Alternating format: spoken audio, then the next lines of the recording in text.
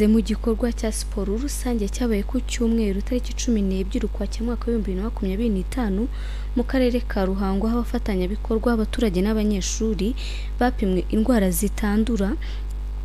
Bamwe mu baturage bahitamo gukurikiza inama bagiriwe kuzishyira mu bikorwa. Inkuru irambuye na mugenzi wacu Nkundi Eric Berita. Mu gikorwa cya siporo rusange cyabaye kuri iki cyumweru tariki ya 12 Ukwakira 2025 kikitabirwa n'ubuyobozi bw'akarere ka Ruhango, abafatanyabikorwa, abaturage n'abanyeshuri baturutse mu bigo bitandukanye. Abitabiriye siporo bari hejuru y'imyaka 30 bapimwe indwara zitandura mu gikorwa cyateguwe n'akarere, ikigo nderabuzima cya Kigoma ku bufatanye na Goodrich Life Care. Bamwe mu baturage bapimwe indwara zitandura nyuma y'uko bahawe ubujyanama bavuga ko bagiye kubahiriza inama bagiriwe. Intuwe nkora siporo ariko ubu bamaze kumpima, bambwiye ko mfite ibipimo byiza, ariko banangira inama, bambwira ko nkomeza siporo, nkakomeza kunywa amazi, kandi nkakomeza n'imirire myiza, nkarya indyo yuzuye yujuje ubuziranenge, ibyubaka umubiri, ibitera imbaraga, ibirinda indwara. Uyu munsi rero twagize amahirwe yuko twahuye n'umufatanyabikorwa Goodrich The Fitness Gym, n'undi usanzwe ukora ibijyanye na siporo ariko noneho akabapima n'ubuzima bw'abantu kugira ngo abereke uko bimeze. So yadupimye, nanjye yampimye diabete, yampima umuvuduko w'amaraso. Nyuma y'uko rero mbonye ibisubizo, nahawe ubujyanama yuko nkwiye kurya ngomba gukomeza kurya ibiryo byiza, nkarya imbuto, nkarya ibiryo bitera imbaraga, ariko nkabirya bitewe n'impamvu. Tuvuge ntago wabirya nk'imyumbati ngo uyirye nijoro, ntago byaba ari byiza. Nijoro umuntu agomba gufata ifunguro ryoroheje, ahubwo agafata heavy breakfast ndetse akarya n'ibindi biryo wenda nk'ibitera imbaraga akabifata saa sita. Amazina yanjye nitwa Musabyimana Josephine, nkaba ndi umurezi ku kigo cya Ecole Primaire Nyundo mu karere ka Ruhango. Siporo ni ubuzima, siporo ni nziza mu mubiri w'umuntu. Nkanjye ku ruhande rwanjye nkunda siporo kuko iyo ukoze siporo hari ibintu byinshi ishyira ku murongo mu mubiri, hari ibintu igabanya, urugero nk'ibinure, urugero umuntu agira ubuzima bwiza bitewe n'uko nyine yayikurikiranye, n'ubuzima bwawe bugenda neza muri rusange. Umuyobozi mukuru wa Goodrich Group Ambasaderi Dr Francis Habumugisha yavuze ko bazakomeza gufatanya n'akarere ka Ruhango mu kubaka u Rwanda twifuza ruzira indwara. Uyu munsi ari igikorwa twakoze siporo rusange nziza cyane, twatanze ibiganiro by'ubuzima kugira ngo bamenye uko bakwirinda indwara, bakarama, bakabaho neza kandi cyane.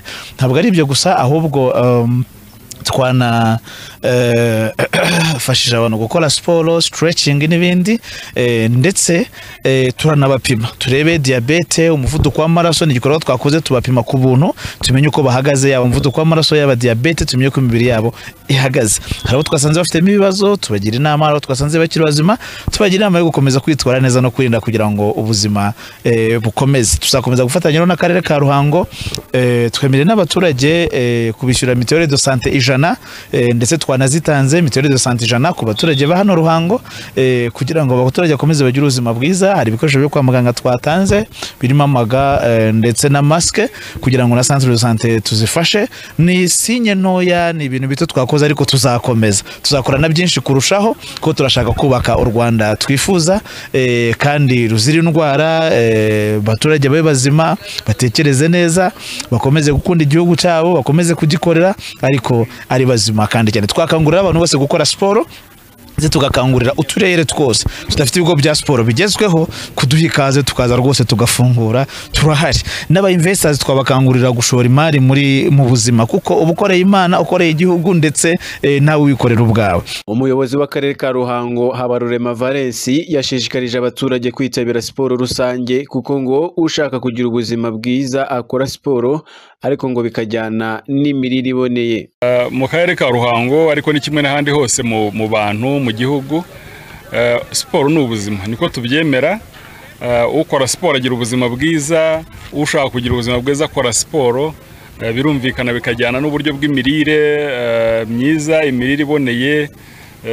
Ubwo cyane cyane turavuga kwirinda kunywa ibisindisha, kwirinda kurya ibiryo bitameze neza, ariko kandi n'igihe waba wabiriye ukibuka yuko kunyeganyeza umubiri rwose bituma uhumeka, bituma amaraso atembera neza, bituma ibyari kuba ibirwara byose bihagarara, ndetse n'abamaze kurwara hari uko bakomeza kwicunga bakagira ubuzima bwiza, iyo ndwara ntibahungabanye igihe barimo bakora ka siporo. Ubundi abahanga bavuga ko nibura umuntu yagombye kugira iminota 30 ku munsi, ariko nibura niba byanakunaniye wagize impamvu nyinshi ukirwanaho nibura 3 mu cyumweru ugakora siporo iri hagati y'iminota 30 n'iminota 60.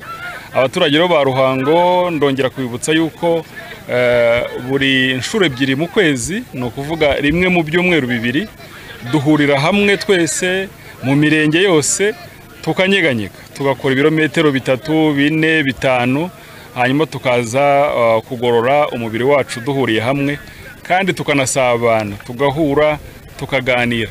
Uretse rero byo guhurira hamwe, turanabashishikariza yuko no gukora wenyine, gukora umuntu ku giti cye, nabyo ni byiza, nabyo birafasha. No kujya muri za gym, no kujya muri za ubundi buryo ushobora gukora butuma umubiri ugororoka. Rwose turifuza akarere ka Ruhango gafite abaturage bafite ubuzima, baba bakuru, baba bato, baba bari mu cyiciro cyo hagati mu myaka, bose bafite ubuzima, kuko turashaka gukora cyane tugatera imbere, kandi nta wakora adafite ubuzima bwuzuye. Raporo y'ishami ry'umuryango w'abibumbye ryita ku buzima OMS igaragaza ko abantu barenga miliyoni 41 bapfa buri mwaka bazize indwara zitandura. Izi ndwara ahanini zikaba zikomoka ku kugira umubyibuho ukabije no kudakora siporo. Mu Rwanda ho ubushakashatsi bwagaragaje ko 40% by'abanyarwanda batajya bakora siporo, hakaba n'abandi bamara amasaha menshi bicaye mu kazi, ibintu bituma bashobora kugira izo ndwara zitandura. Nkundiye Eric Bertrand, Goodrich TV mu karere ka Ruhango.